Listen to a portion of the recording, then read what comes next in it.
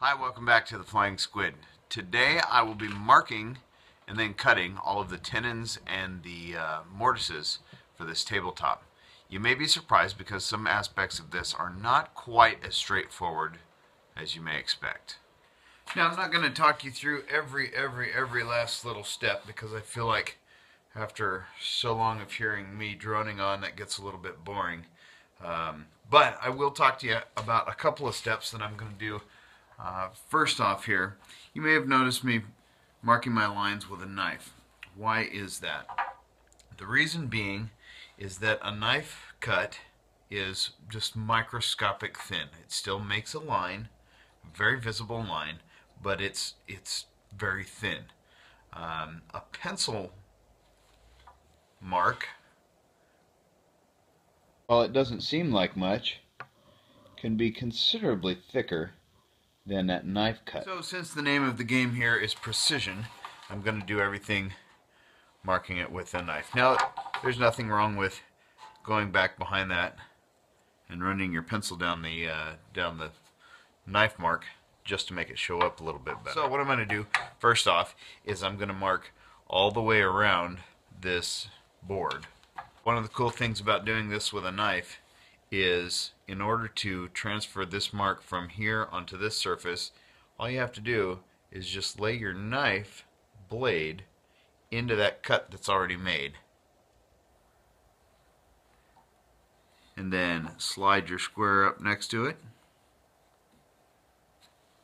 And now it's in the same spot. Scribe it. And then mark that corner.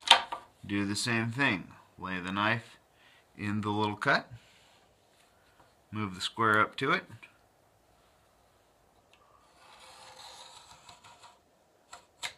now the aim here is to have both lines meet up perfectly when we get from one side around to the other. And now that I'm scribed all the way around, I'm going to mark in 2 inches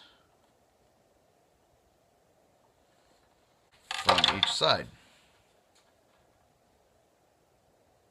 And 2 inches is just kind of an arbitrary number that I came up with because it's easy to mark, and it will leave a little bit more than half the width of the board as a tenon. And now I'm ready to start some cutting. But before I do, I need to mark around this direction, since I'm only going to cut part way down, and then I'm going to cut out these notches. So this is another one of those lovely Paul Sellers isms, because I don't have a gauge to mark around. So it's a sharpened flathead screw head in a little block of wood that will guarantee to give me the same distance all the way around. So I can just mark here,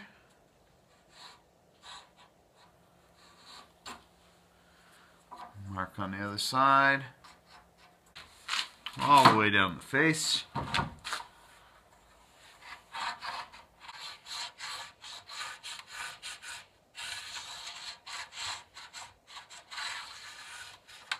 Now I'm going to create what's called a knife wall. Since I've cut down into the fibers here with my little carving knife, I'm now going to take my chisel and I'm just going to skin off just the top of that up to that line. Flick it away,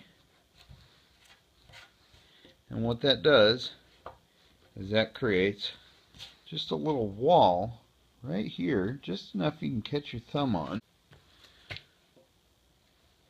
and it helps to guide your saw.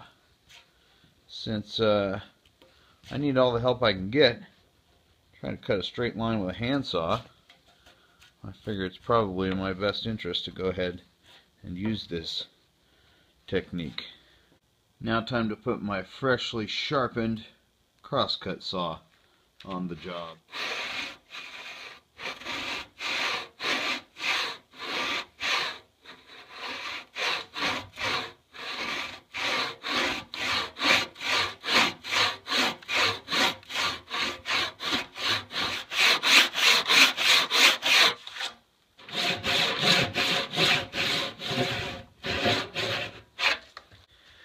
I haven't quite figured out what's the best way to make these end cuts here, since these are 6-foot boards and, well, I'm not tall enough to just stand at the top of them and cut them. So I'm just going to give this a try.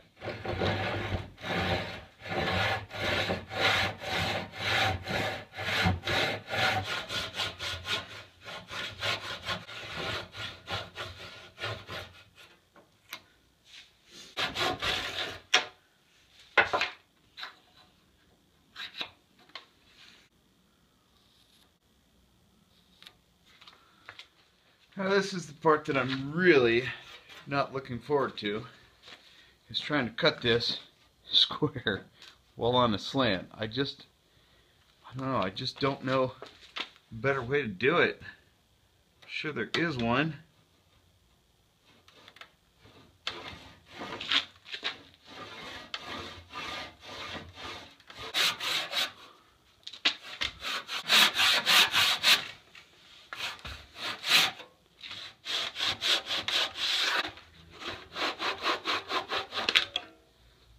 Sheesh. That is not cool. I've got to figure out a better way to do this. What? Sometimes you gotta get creative. Or maybe just smarter than the lumber.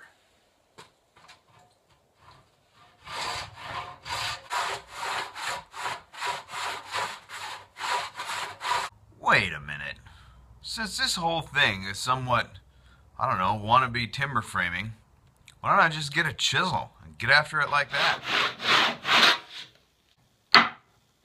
Oh, so much better. Now this is going to leave a surface that'll need a little bit of touch-up, but it would have needed some touch-up even if I had just done the whole thing with the handsaw.